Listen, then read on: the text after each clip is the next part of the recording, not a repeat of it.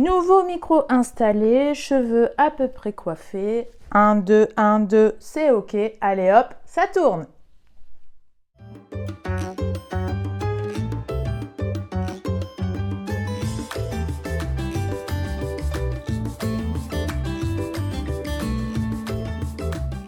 Hello, j'espère que vous allez bien. Attention, aujourd'hui vous allez être tout oui, vous allez en prendre plein les mirettes et les oreilles puisque j'ai investi dans un nouveau micro. Il était temps. Bon, sinon trêve de blabla, aujourd'hui je vous propose une customisation très sympa avec des chutes de ruban. Cette idée m'est venue notamment par les commentaires que vous me laissez sous certaines vidéos où certains me demandaient notamment comment utiliser les toutes petites chutes de ruban qu'il nous reste. Donc pour illustrer le joli propos du jour, je vous propose de voir ceci sur le joli cleaver de mon dernier livre. Je me mets bien en face caméra pour vous montrer un petit peu. Donc vous voyez, c'est bien réalisé avec des chutes de petits rubans. Donc j'ai décidé moi de faire ça sur la face extérieure de cleaver. Après, vous pouvez parfaitement le mettre sur une pochette, sur un rabat. C'est vraiment une astuce couture hyper sympa pour recycler les micro-chutes de ruban. Donc, si ça vous intéresse, ce petit tissu léopard est disponible directement chez la Mercerie des Créateurs. Je vous mettrai tous les liens en barre d'infos. Si ce tuto vous tente, allez hop, 1, 2, 3, c'est parti! Pour les besoins de ce tuto, j'ai donc été rechercher tous mes petits rubans. J'ai des rubans moi de 1 cm de large, mais vous pouvez parfaitement prendre des plus grands rubans. Faites en fonction de ce que vous avez en stock. Vous voyez, enfin des fois j'ai vraiment des tout petits bouts. Donc j'essaye de les rassembler. Là je vais faire quelque chose de multicolore. Je ne vais pas chercher au niveau de l'harmonisation des couleurs. Puisque avec ce petit tissu léopard, l'avantage c'est que je peux mettre toutes les couleurs que je souhaite. L'idée c'est déjà de couper chaque ruban à la même longueur, donc c'est-à-dire que je vais prendre 5 voire 6 cm. Après faites comme bon vous semble.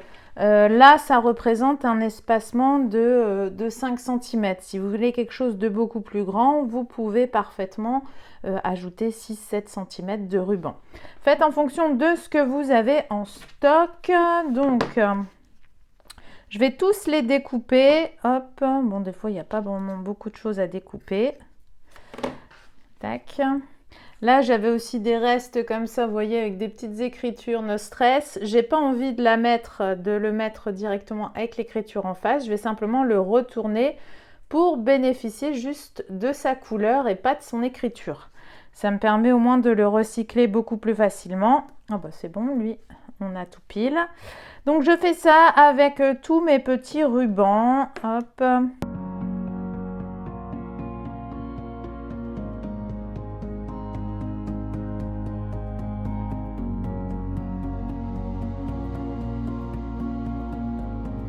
Une fois que la partie petit ruban c'est fait, donc ils sont tous découpés à 5 cm de longueur, j'ai pris un tissu blanc, donc un simple coton, vous voyez. J'ai tracé une ligne droite sur le centre, d'accord.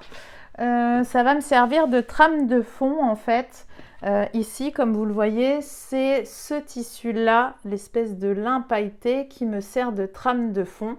Donc à vous de voir quelle couleur vous souhaitez. Mieux vaut plutôt mettre une couleur unie. Donc un tissu uni, comme ça fera bien ressortir vos motifs de ruban. Vous pouvez éventuellement le mettre aussi en noir ou en blanc. Mais en fonction des couleurs de ruban que vous choisissez, vous adaptez le tissu de fond, donc la trame, qui vous servira après pour faire la customisation. J'ai opté moi pour du blanc. Maintenant toutes les découpes ici sont faites. On va passer à la machine. Pour la machine, j'utilise toujours ma Brother Innovis F420. Donc il y a une vidéo normalement sur cette chaîne où vous retrouvez en fait toutes mes machines. Je vous mets ici en haut le lien. C'est une machine que j'utilise tout le temps pour tous les tutos YouTube, donc vous pouvez mesurer son efficacité à travers mes vidéos. J'ai donc rassemblé tous mes petits rubans. Au niveau du pied, je prends le pied classique. J'ai juste réglé mon aiguille pour qu'elle soit au niveau du centre de mon pied. Donc j'ai mis en 3,5 et j'ai une longueur de pointe de 2,5. Pour l'aiguille, je suis toujours en standard 70 ou 80. Je vais prendre un premier petit ruban où j'ai repéré à peu près le milieu. Donc je fais simplement un petit pli. Hop, et je vais le mettre. Je ne veux pas démarrer tout en haut. Comme ça me laisse une marge si je dois associer après cette pièce, cette customisation sur un sac. Je me positionne donc le long de mon tracé. Je fais un petit point d'arrêt. Voilà, je prépare. Donc n'oubliez pas qu'il faut absolument le mettre dans l'autre sens, c'est-à-dire l'endroit de votre ruban contre le tissu. Donc vous voyez, je le mets dans ce sens-ci. J'essaye aussi de bien coller mes rubans pour qu'ils soient bien droits et je couds tout doucement.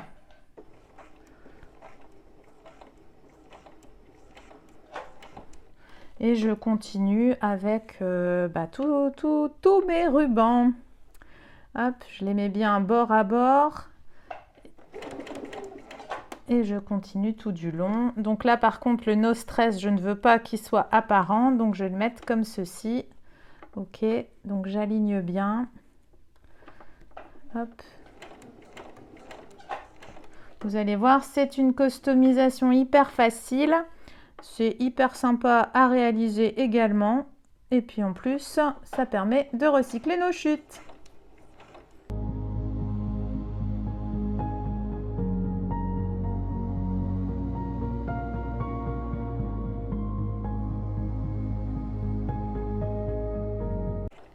Une fois que j'ai positionné le dernier ruban, je termine par un point d'arrêt. Et voilà ce que ça vous donne. Maintenant, étape suivante, on va replier le ruban, enfin chaque ruban, 1 sur 2. Donc, je replie celui-là vers le haut, je replie le quatrième vers le haut. Voilà. Je fais attention de bien faire correspondre chacune des parties.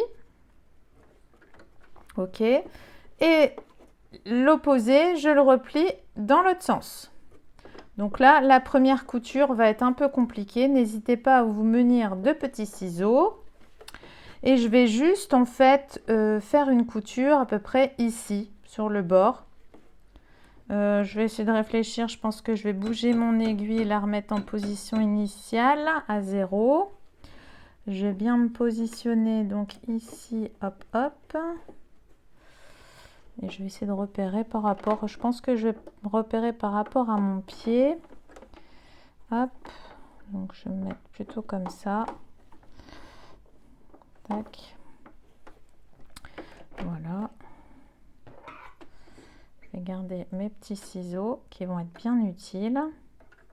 Donc, il faut prendre votre temps, bien positionner le ruban. Donc, une fois que j'ai positionné mon premier ruban, je vais bien écarter le suivant avec mes ciseaux. Ça, je vais le tenir comme ça. Hop. Voilà, je vais faire hop. Tac. Et je prépare déjà le ruban suivant.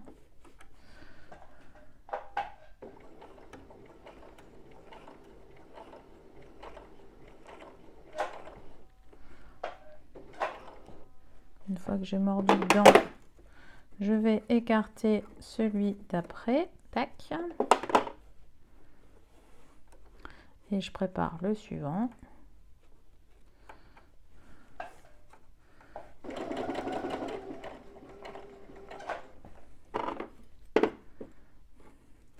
Bon, je pense qu'à force de le faire, on attrape la dextérité qu'il faut. Au début, c'est plutôt un jeu de patience. Allez, tout doucement.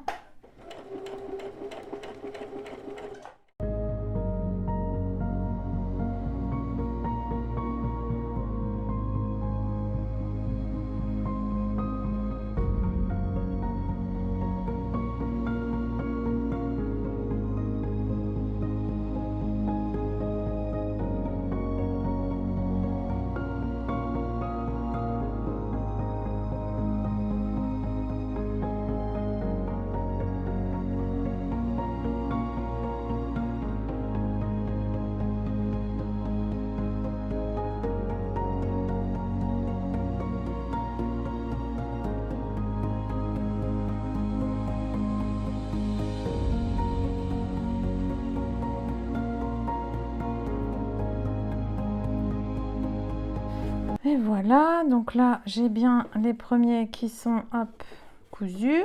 Et maintenant je vais passer de l'autre côté pour gérer les autres rubans. Tac, là ça va être beaucoup plus facile. Voilà, alors je vais essayer de bien le mettre.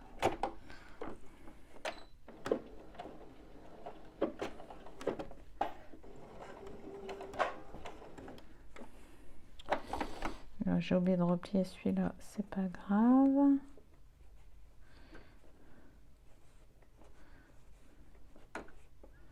Voilà.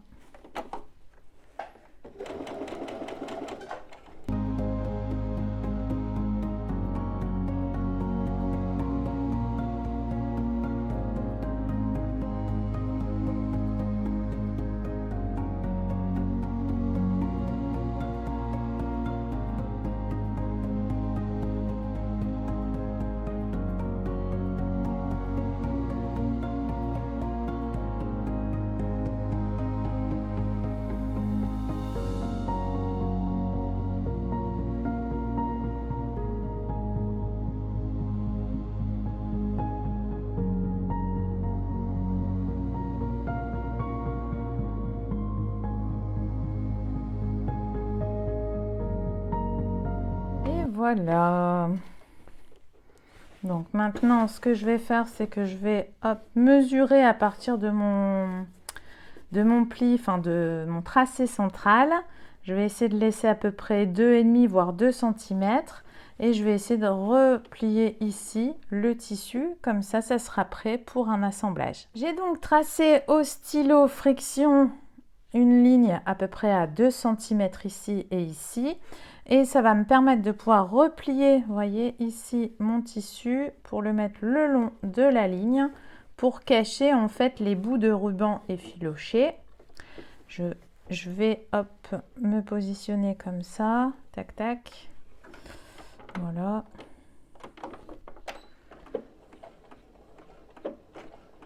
Je vais faire une petite couture, hop, voilà, à 1 ou 2 mm des bords.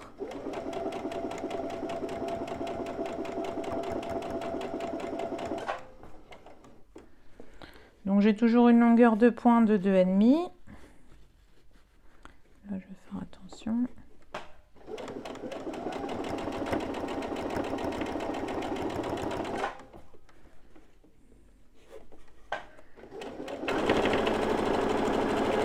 Voilà, donc là je vais m'arrêter, je ne vais pas aller plus loin. Voilà, et je vais faire pareil de l'autre côté. Hop, donc je replie un petit peu de tissu. Je vais faire attention aux petits trucs effilochés, j'hésite pas à couper. Tac. Voilà.